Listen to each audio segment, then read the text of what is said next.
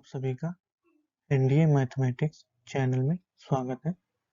जो हमारी भारतीय संविधान की सीरीज चल रही है उसका आज भाग 2 है, यानी ये भारतीय संविधान का लेक्चर नंबर 2 है।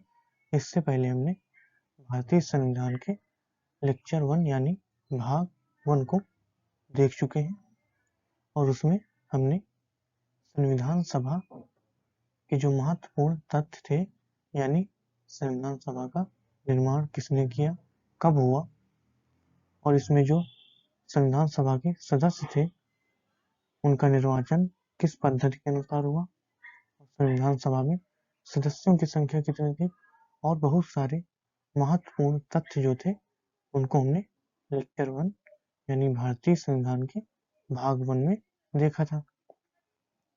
तो आज जो हम शुरू करेंगे वो संविधान सभा का भाग 2 है। इसमें हम पढ़ेंगे कि जब जुलाई 1946 में संविधान सभा का निर्माण हो गया, उसके बाद इसकी प्रथम बैठक कब से हुई और उसके बारे में जो रोचक तथ्य हैं यानी जो महत्वपूर्ण तथ्य हैं हमारे एग्जाम में आने वाले उनको भी देखेंगे। तो जो हमारा भारतीय संविधान है ये सभी परीक्षाओं के लिए महत्वपूर्ण है, क्योंकि भारतीय संविधान से रिलेटेड प्रश्न सभी परीक्षाओं में आते हैं। लेक्चर स्टार्ट करने से पहले अगर सेशन अच्छा लगे तो इसे लाइक और अपने दोस्तों के साथ शेयर और सब्सक्राइब भी कर देंगे, और सब्सक्राइब के साथ साथ जो बेल आइकन होती है उसे भी क्लिक कर देंगे, ताकि जब हम नेक्स्ट लेक्चर डालें यानी भारतीय संविधान का भाग 3 डालें तो सबसे पहले आपके पास नोटिफिकेशन पहुंच जाए। तो हम ज़्यादा समय न लेते हुए लेक्चर स्टार्ट करते हैं। तो लेक्चर हमारा स्टार्ट होगा कि जब जुलाई 1946 में संविधान सभा का चुनाव हो गया और संविधान सभा का गठन भी हो गया, उसके बाद यानी जुलाई 1946 में संविधान सभा का चुनाव होने के बाद इसकी प्रथम बैठक कब हुई, तो जब संविधान सभा का चुनाव हो गया और इसका गठन भी हो गया, तो इसके बाद इसकी जो प्रथम बैठक हुई थी ये हुई थी 9 दिसंबर 1946 को। 9 दिसंबर 1946 ईस्वी को। तो जब इसकी पहली बैठक हुई तो एग्जाम में हमसे पूछता है कि इसके अध्यक्ष कौन थे। तो इसके अध्यक्ष जो थे वो थे डॉक्टर सच्चिदानंद सिन्हा। कौन थे? डॉक्टर सच्चिदानंद सिन्हा।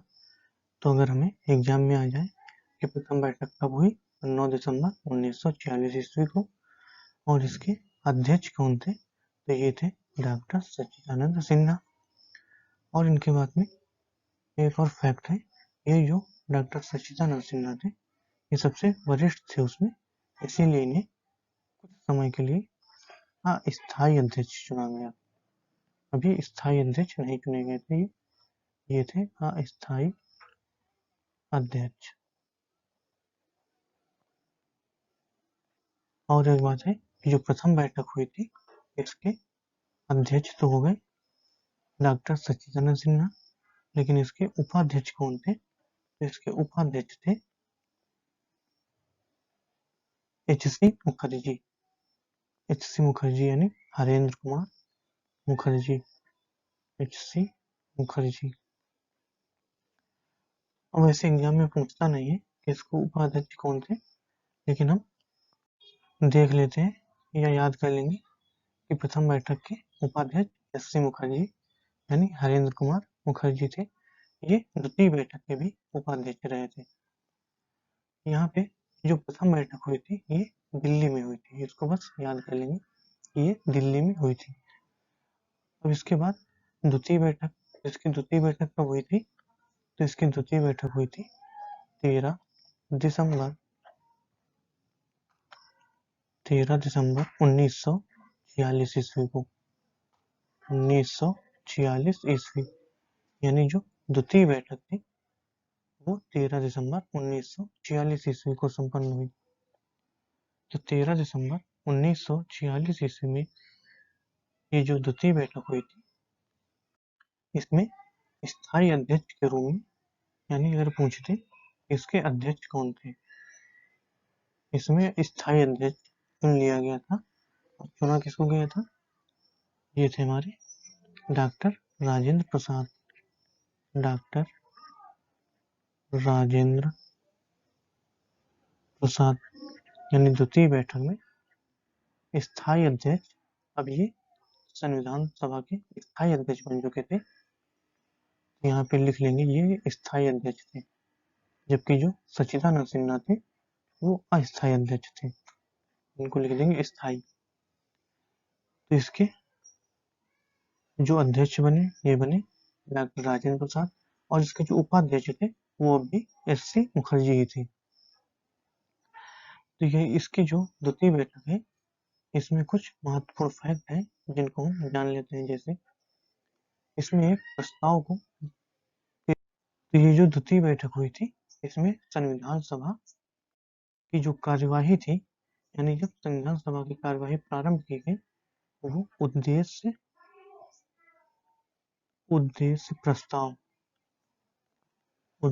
प्रस्ताव के साथ प्रारंभ की गई। तो ये उद्देश्य प्रस्ताव प्रस्तुत किसने किया था, तो इनका नाम भी जान लेते हैं। तो ये प्रस्तुत किया था पंडित जवाहरलाल नेहरू ने। तो ये जो उद्देश्य प्रस्ताव प्रस्तुत किया गया, ये पंडित जवाहरलाल नेहरू द्वारा प्रस्तुत किया गया, और इसी के द्वारा संविधान सभा की द्वितीय बैठक प्रारंभ की गई थी। तो ये जो उद्देश्य प्रस्ताव प्रस्तुत किया, इसको स्वीकृत कब मिली, इसको स्वीकृत मिली थी, अगर हमसे एग्जाम में पूछे कि इसको स्वीकृत कब मिली, तो इसको स्वीकृत मिली थी 22 जनवरी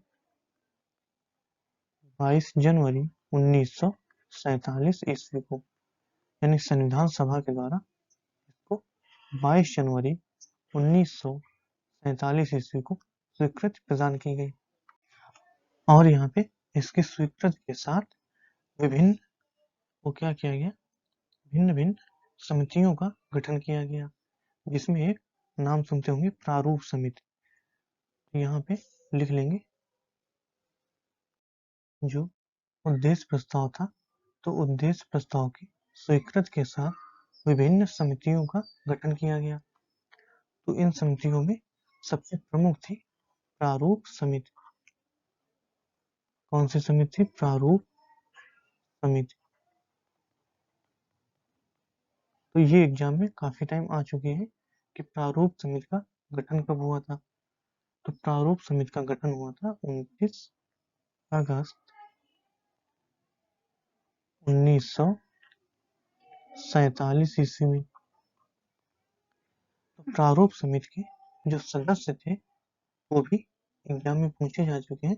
इस पे हमें सेपरेट जो है वीडियो बना देंगे छोटा सा, तो उसमें इसके सदस्यों और उसके जो महत्वपूर्ण तथ्य है उनके बारे में विस्तृत जानकारी प्राप्त कर लेंगे। यहाँ पे इसको संक्षिप्त में समझ लेते हैं। तो जो प्रारूप समिति थी उसका गठन 29 अगस्त 1947 ईस्वी में किया गया। एक चीज और समझ लेंगे कि इसके जो अध्यक्ष थे प्रारूप समिति के, कौन थे अध्यक्ष,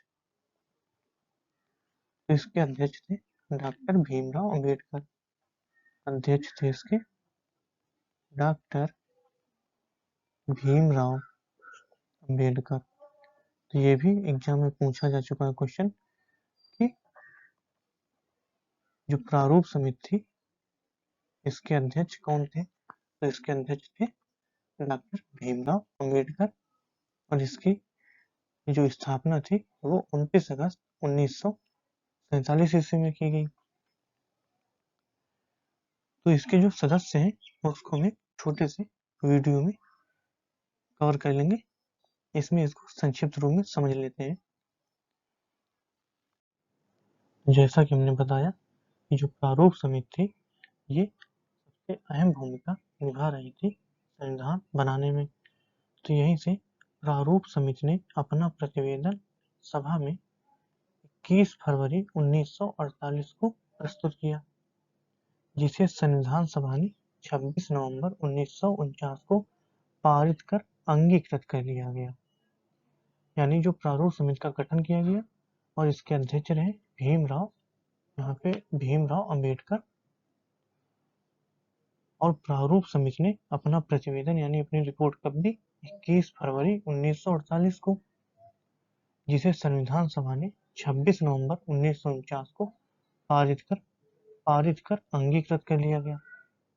यहीं से हमारे संविधान का निर्माण हो गया।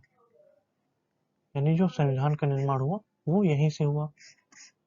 जब संविधान का निर्माण हो गया तो जब इस पर हस्ताक्षर हो गए तो इस पर कुल हस्ताक्षरकर्ता कितने थे? संविधान पर कुल हस्ताक्षर, यहाँ पे हस्ताक्षरकर्ता, तो इसको पहले आप कमेंट में करेंगे, वीडियो को पॉज करके कमेंट में अगर पता है तो पहले लिखेंगे, बाद में चेक करेंगे कि हमारा आंसर सही था या रॉन्ग था। तो कुल हस्ताक्षरकर्ता थे 284। तो अब यहाँ से प्रश्न बनता है कि संविधान पर सबसे पहले हस्ताक्षर किसने किए? यानी यहाँ से प्रश्न बन जाएगा एग्जाम में, प्रथम हस्ताक्षरकर्ता। तो काफी लोगों का आंसर आता है पीटी नेहरू, लेकिन पीटी नेहरू नहीं थे। तो इसका आंसर क्या है आप लोग कमेंट में बताएंगे। इसको हम नेक्स्ट लेक्चर में आप लोगों को बताएंगे कि जो प्रथम हस्ताक्षरकर्ता थे वो कौन थे। तो इसको कमेंट करना ना भूलें, कमेंट जरूर करना है। और अगर सेशन अच्छा लग रहा है तो इसे लाइक, शेयर और सब्सक्राइब भी कर देंगे, और सब्सक्राइब के साथ साथ बेल आइकन को भी क्लिक कर देंगे। तो इसे हम जो प्रथम हस्ताक्षरकर्ता थे इसको नेक्स्ट लेक्चर में बताएंगे। तब तक इतना याद रखेंगे कि जो संविधान का निर्माण हुआ उसमें प्रारूप समिति की अहम भूमिका थी, और इस पर जो कुल हस्ताक्षर करता थे, यहाँ पे कुल हस्ताक्षर करता होगा, तो कुल हस्ताक्षर करता थे 284। ये संख्या भी बहुत बार एग्जाम में पूछी जा चुकी है। और यहाँ से जो संविधान सभा ने संविधान का निर्माण कर लिया वो डेट कौन सी थी? 26 नवंबर 1949। यहाँ से हमने इतना जानकारी प्राप्त कर ली। तो यहाँ से अगर हमसे कोई पूछते इस संविधान निर्माण करने में समय कितना लगा, तो संविधान निर्माण करने में समय लगा था 2 वर्ष 11 माह और 18 दिन। तो ये वैसे बहुत कम आता है क्वेश्चन, लेकिन छोटे एग्जाम से पूछ भी सकता है। लेकिन अब जो बताने जा रहे हैं ये काफी टाइम एग्जाम में आ चुका है। इस संविधान निर्माण के समय जो संविधान की संरचना थी, यानी उसमें कितने अनुच्छेद थे, कितने भाग थे और कितनी अनुसूची थी। तो संविधान निर्माण के समय कुल 395 अनुच्छेद, 22 भाग और 8 अनुसूचियां थी। तो ये हमें याद करना है क्योंकि ये सबसे ज्यादा बार पूछा जा चुका है। तो ये 395 अनुच्छेद, 22 भाग और 8 अनुसूची हमारे मूल संविधान में थी। मूल संविधान में। लेकिन अगर हमसे कोई पूछे कि वर्तमान में क्या है, यानी ये तो मूल संविधान में हो गया, लेकिन वर्तमान में हमारे पास अनुच्छेद जो है वो तो 395 ही है। यानी अनुच्छेद जो है वो 395 है। जो संशोधन किए जाते हैं वो इन्हीं के उपखंड में जोड़ दिया जाता है, लेकिन जो भाग है वो हमारे पास बढ़ा दिए गए। तो कितने भाग हो गए हैं? भाग की संख्या हो गई है, इसमें 3 और भाग जोड़ दिए गए हैं, तो कुल भाग हो गए हैं 25। और अनुसूची में 4 और अनुसूचियां जोड़ दी गई हैं, तो यहाँ पे लिख लेंगे 22 + 3 25 भाग हो गए हैं और 12 अनुसूची हो गई है। तो ये जो चेंजेज हुए हैं ये हमें ऐड के साथ याद रखना, यानी कितने भाग ऐड किए गए और कितनी अनुसूचियां ऐड की गई, इनके साथ में याद करना, इसीलिए हमने ये भी यहाँ पे मेंशन कर दिया। तो ये हमारा कब हुआ है, ये है वर्तमान संविधान, वर्तमान संविधान। तो अगर एग्जाम में आता है वर्तमान संविधान में कुल कितनी अनुसूचियां हैं, तो कितनी अनुसूचियां हैं, टोटल 12 अनुसूचियां हैं और 395 अनुच्छेद, 25 भाग हैं। तो ये हो गए हमारे संविधान के जो अंग अंग कहे या उसका प्रारूप है, ये उसके प्रारूप में तुलना कर ली। अब जहां से हमने प्रीवियस लेक्चर यानी भाग 1 को छोड़ा था कि संविधान सभा के कुल अधिवेशन कितने हुए थे, तो उसको हम देखते हैं यहाँ कि संविधान सभा के कुल अधिवेशन, जो संविधान सभा के कुल अधिवेशन हुए थे वो हुए थे कुल 12 अधिवेशन हुए थे। तो यहाँ पर हमारा सबसे इम्पोर्टेंट है 12वां अधिवेशन, तो इसे हम विस्तृत रूप में पढ़ेंगे। क्या पढ़ेंगे, 12वां अधिवेशन। तो ये 12वां अधिवेशन सबसे पहले हम जानेंगे ये कब हुआ था, तो ये हुआ था 24 जनवरी 1950 ईस्वी को। ये जो फैक्ट हम लिख रहे हैं यहाँ पे, ये आप लोग एक कॉपी और पेन लेके बैठेंगे, उस पर नोट करते जाएंगे एक एक करके, और जो हम बोलते भी हैं, जो कोई फैक्ट लगे आपको, वो आप अपने नोट में नोट कर लेंगे। यहाँ से जो 12वां अधिवेशन हुआ था वो 24 जनवरी 1950 को हुआ था। ये अधिवेशन हमारे लिए बहुत ही इम्पोर्टेंट अधिवेशन है, क्योंकि काफी चेंजेस किए गए थे इसी अधिवेशन के द्वारा। तो यहाँ पे हम एक चीज थी कि जो डॉक्टर राजेंद्र प्रसाद थे, डॉक्टर राजेंद्र प्रसाद, इसका डिस्कशन हमने किया था, इसी लेक्चर में किया था। द्वितीय बैठक में ये सभापति चुने गए थे संविधान सभा के, और इन्हें ही इसी 12वें अधिवेशन के द्वारा प्रेसिडेंट ऑफ इंडिया बना दिया जाता है। ये 12वें अधिवेशन के द्वारा 24 जनवरी 1950 ईस्वी को प्रेसिडेंट ऑफ इंडिया यानी भारत के राष्ट्रपति नियुक्त किए जाते हैं। और यहाँ पे 24 जनवरी 1950 को एक फैक्ट है जो कि बहुत इंपॉर्टेंट है, काफी लोगों को इसमें कंफ्यूजन भी रहता है। क्या है कि जो राष्ट्रगान और राष्ट्रगीत था, राष्ट्रगान व राष्ट्रगीत, तो इन दोनों को, राष्ट्रगान और राष्ट्रगीत को इसी दिन क्या मिली, स्वीकृति मिली। यानी राष्ट्रगान और राष्ट्रगीत को 24 जनवरी 1950 ईस्वी को स्वीकार किया गया। तो ये सबसे इम्पोर्टेंट फैक्ट बनता है हमारा। अब यहाँ से एक चीज और जान लेते हैं कि जो संविधान निर्माण था, संविधान निर्माण, संविधान निर्माण, लेकिन इससे पहले ये जो फैक्ट बताया है कि राष्ट्रीय गान और राष्ट्रगीत जो था उसको स्वीकृत कब मिली, तो 12वें अधिवेशन के द्वारा 24 जनवरी 1950 ईस्वी को मिली, इसको हमें भूलना नहीं है। अब यहाँ से एक फैक्ट आता है कि संविधान निर्माण मतलब संविधान का निर्माण कब हुआ, तो ये हो गया था 26 नवंबर 1949 ईस्वी को। लेकिन इसे लागू कब किया जाता है, इसे लागू किया जाता है, यहाँ से अगर आ जाए लागू, लागू किया गया था 26 जनवरी 1950 ईस्वी को। इन दोनों में हमें अंतर समझ के रखना है कि संविधान का निर्माण 26 नवंबर 1949 ईस्वी को हुआ, लेकिन इसे लागू कब किया जाता है, 26 जनवरी 1950 ईस्वी से। यहाँ से एक चीज और है, जो हमारा 26 नवंबर है, यानी ये जो 26 नवंबर डेट है, इसी दिन हमारा संविधान का निर्माण हुआ था, इसलिए हम इस दिन क्या मनाते हैं, राष्ट्रीय विधि दिवस, राष्ट्रीय विधि दिवस, यानी 26 नवंबर को हम राष्ट्रीय विधि दिवस मनाते हैं अपना। ये जो है 26 जनवरी, इस दिन हम क्या मनाते हैं? इस दिन मनाते हैं गणतंत्र दिवस। गणतंत्र दिवस।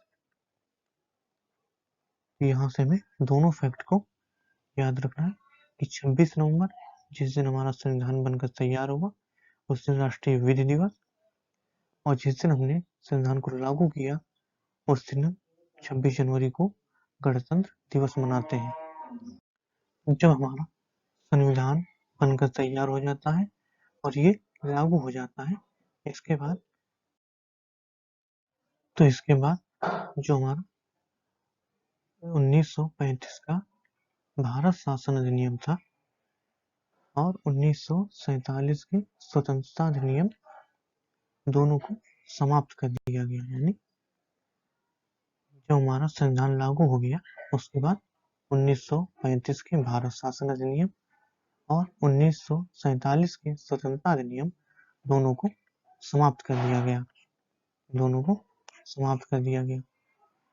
तो अगर सेशन अच्छा लगा हो तो सेशन को लाइक जरूर करेंगे और अपने दोस्तों के साथ शेयर भी कर देंगे, जिन लोगों के पास हमारे चैनल के बारे में जानकारी नहीं है उनके पास जानकारी पहुंचे, और जो संविधान